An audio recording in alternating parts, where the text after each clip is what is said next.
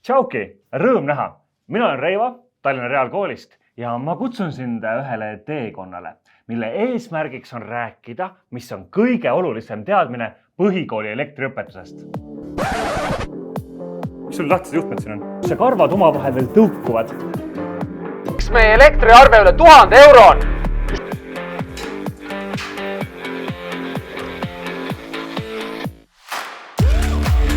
Niimoodi saimegi vanast prügist toota. Keila Juga, see on suurepärane koht ühe Instagrami pildi tegemiseks.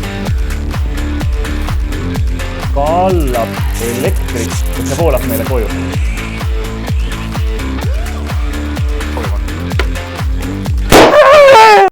Okei, me tegelikult räägime nagu päriselt füüsikast ka. See teekond algab laengutest ja nendega seotud nähtustest, mille abil saame näiteks rääkida, et miks sa mõnikord särtsu saad.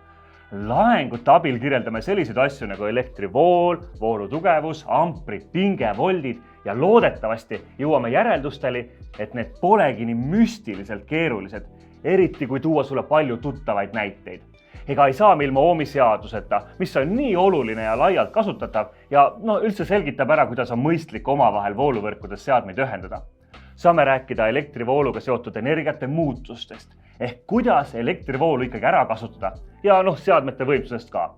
Seeläbi saame teada, kuidas töötavad igapäevaselt tuttavad lambid, arvutid, külmikud, telefonilaadjad, elektripliidid ja üldse kõik, mis tarbib elektrivoolu.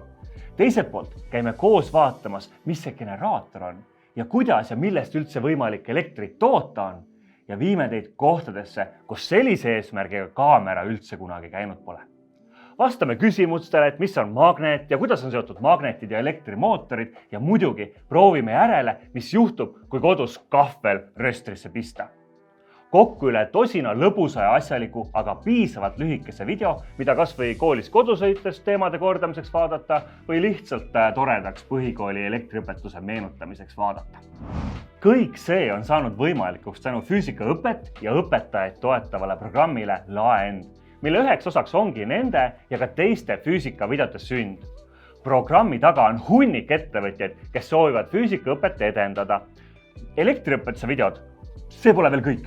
Ja jälgides videoõpsi tegemisi saad osa kogu põhikooli füüsikaõppe videotest ja veel paljust muust. Füüsika, see on ju imelihtne.